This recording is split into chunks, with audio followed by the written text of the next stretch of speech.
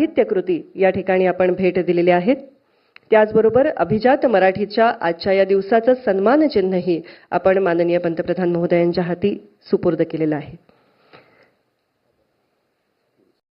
सर्व मान्यवरांना मी आसनस्थ होण्याची विनंती करते आणि ज्यांनी हा निर्णय आपल्यासाठी साकार केला आणि ज्यांचं वक्तृत्व ऐकायला आपण कायमच उत्सुक असतो, देशाचे आदरणीय पंतप्रधान नरेंद्रजी मोदी साहेब यांना विनंती करते की या प्रसंगी सभेला संबोधित करावं.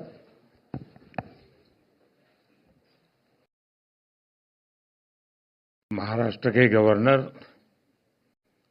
श्री पी राधाकृष्णन जी, मुख्यमंत्री श्रीमान एकनाथ शिंदे जी,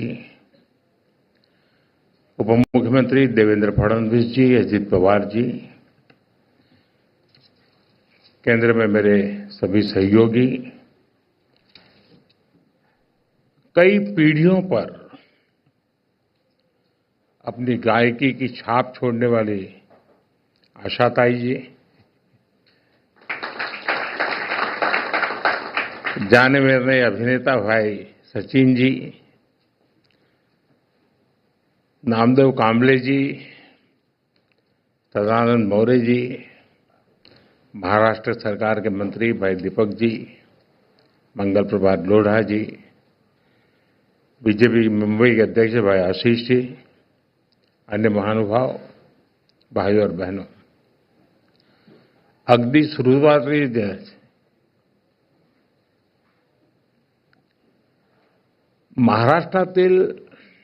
महाराष्ट्राबाहेरील आणि सर्व जगातील मराठी भाषक मंडळीचे मराठी भाषेला अभिजात भाषा म्हणजे क्लासिकल लँग्वेजचा दर्जा मिळाल्याबद्दल अतिशय मनापासून अभिनंदन करतो.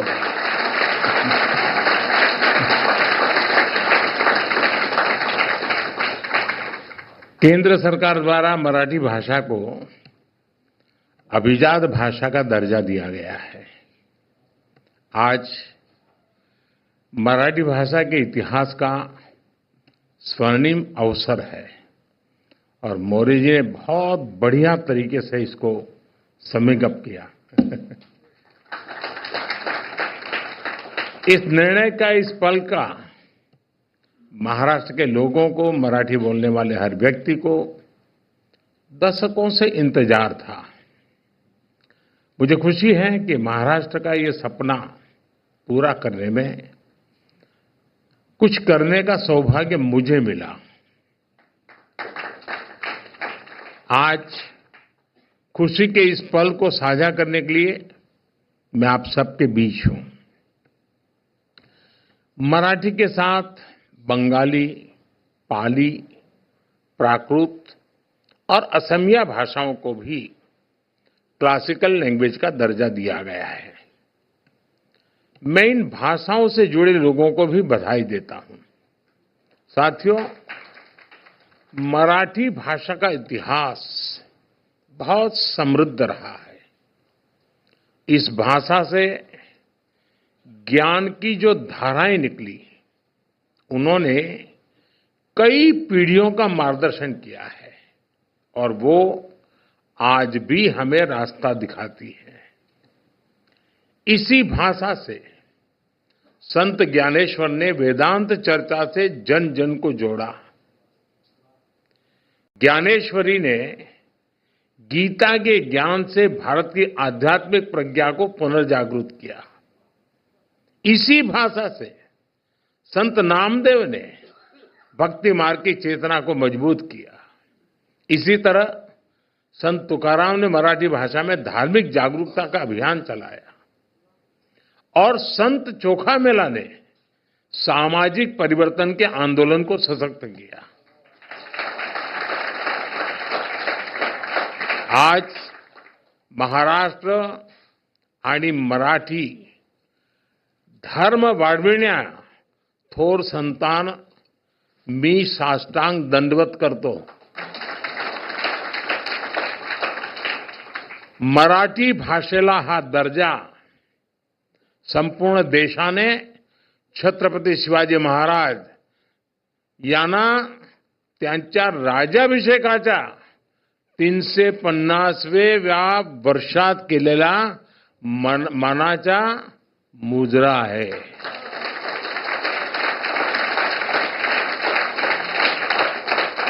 साथियों, भारत के स्वतंत्रता संग्राम का इतिहास मराठी भाषा के योगदान से समृद्ध होता है. महाराष्ट्र के कई क्रांतिकारी नेताओं और विचारकों ने लोगों को जागरूक और एकजुट करने के लिए मराठी भाषा को माध्यम बनाया.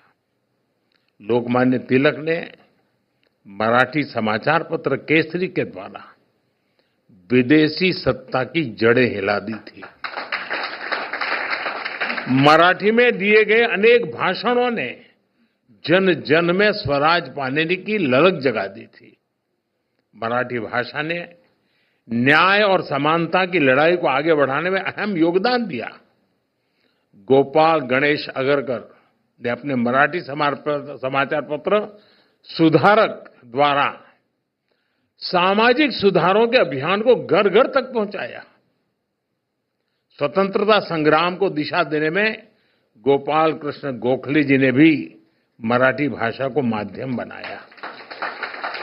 साथियों, मराठी साहित्य भारत की वो अनमोल विरासत है जिसमें हमारी सभ्यता के विकास और सांस्कृतिक उत्कर्ष की गाथाएं सुरक्षित है. महाराष्ट्र में मराठी साहित्य के द्वारा ही स्वराज, स्वदेशी, स्वभाषा और स्व संस्कृति की चेतना का विस्तार हुआ. स्वतंत्रता आंदोलन के दौरान शुरू हुए गणेश उत्सव और शिव जयंती के कार्यक्रम वीर सावरकर जैसे क्रांतिकारियों के विचार, बाबा साहब आंबेडकर का सामाजिक समता आंदोलन, महर्षि कर्वे का महिला सशक्तिकरण अभियान, महाराष्ट्र का औद्योगिकरण, कृषि सुधार के प्रयास, इन सब की प्राण शक्ति मराठी भाषा थी.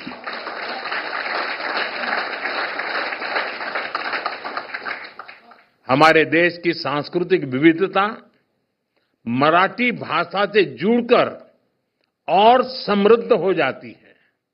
साथियों, भाषा सिर्फ बातचीत का माध्यम नहीं होती. भाषा का संस्कृति, इतिहास, परंपरा और साहित्य से गहरा जुड़ाव होता है. हम लोक गायन पोवाड़ा का उदाहरण ले सकते हैं. पोवाड़ा के माध्यम से छत्रपति शिवाजी महाराज और दूसरे नायकों की शौर्य गाथाएं कई सदियों के बाद भी हम तक पहुंची है. ये आज की पीढ़ी को मराठी भाषा की अद्भुत देन है. आज जब हम गणपति पूजा करते हैं तो हमारे मन में स्वाभाविक रूप से शब्द गूंजते हैं, गणपति बापा मोरया. ये केवल कुछ शब्दों का जोड़ नहीं है, बल्कि भक्ति का अनंत प्रवाह है.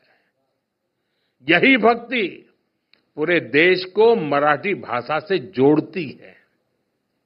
इसी तरह श्री विठ्ठल के अभंग को सुनने वाले भी स्वतः मराठी से जुड़ जाते हैं. साथियों, मराठी भाषा को यह गौरव दिलाने के लिए मराठी साहित्यकारों, लेखकों, कवियों और असंख्य मराठी प्रेमियों ने लंबा प्रयास किया है. मराठी भाषा को क्लासिकल लैंग्वेज की मान्यता के रूप में कई प्रतिभाशाली साहित्यकारों की सेवा का प्रसाद मिला है. इसमें बाळशास्त्री जांभेकर, महात्मा ज्योतिबा फुले, सावित्रीबाई फुले, कृष्णाजी प्रभाकर खाडिलकर, केशव सूत, श्रीपाद महादेव माटे, आचार्य अत्रे, शांताबाई शेडके, गजानन दिगंबर मारगुलकर, कुसुमाग्र जैसी विभूतियों का योगदान अतुलनीय है. मराठी साहित्य की परंपरा केवल प्राचीन ही नहीं बल्कि बहुआयामी है. विनोबा भावे, श्रीपाद अमृत डांगे, दुर्गाबाई भागवत, बाबा आमटे, दलित साहित्यकार दया पवार, बाबा साहब पुरंदरे जैसी कई हस्तियों ने मराठी साहित्य में महत्वपूर्ण योगदान दिया है। मैं आज मराठी की सेवा करने वाले पुरुषोत्तम लक्ष्मण देशपांडे,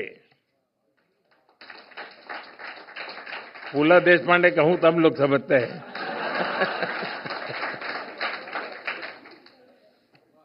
डॉक्टर अरुणा ढेरे, डॉक्टर सदानंद मोरे, महेश एलकुंचवार, साहित्य अकादमी पुरस्कार विजेता नामदेव कांबळे समेत सभी साहित्यकारों के योगदान को भी याद करूंगा। आशा बागे, विजय राजाध्यक्ष, डॉक्टर शरण कुमार लिंबाळे, नाट्य निर्देशक चंद्रकांत कुलकर्णी जैसे कई दिग्गजों ने वर्षों से इसका सपना देखा था।